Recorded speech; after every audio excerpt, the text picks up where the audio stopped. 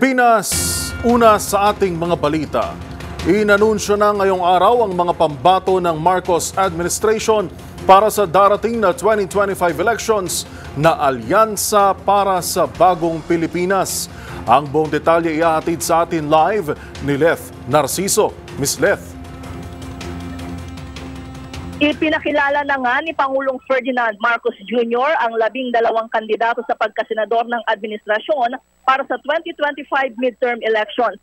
Ginawa ng Pangulo ang anunsyo sa convention at launching ng Alyansa para sa Bagong Pilipinas na ginanap dito sa Philippine International Convention Center sa Pasay City. Kabilang sa Magic 12, sina DILG Secretary Benhur Abalos, Makati Mayor Abby Binay, Senator Pia Cayetano, dating Senador Panfilo Lacson, Senator Lito Lapid, Senator Amy Marcos, dating Senador Manny Pacquiao, Senator Bong Revilla, dating Senate President Tito Soto, Senator Francis Tolentino, Congressman Erwin Tulfo at Deputy Speaker Camille Villar.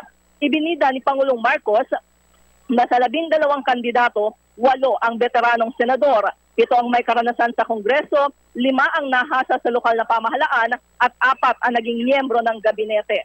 Narito si Pangulong Marcos. Mga kababayan, sila po ang lineup ng Alyansa.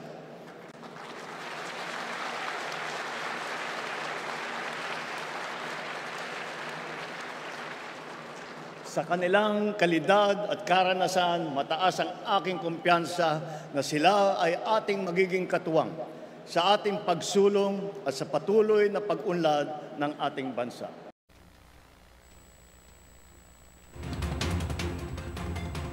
Ang Alyansa para sa Bagong Pilipinas ay binubuo ng Partido Federal ng Pilipinas, Nationalista Party, Nationalist People's Coalition, Lakas Christian Muslim Democrat at National Unity Party. Para sa MBC TV Network News, ito si Leth Narciso. Una sa Pilipinas, una sa Pilipino. Live mula sa PICC. Maraming salamat, Miss Leth Narciso.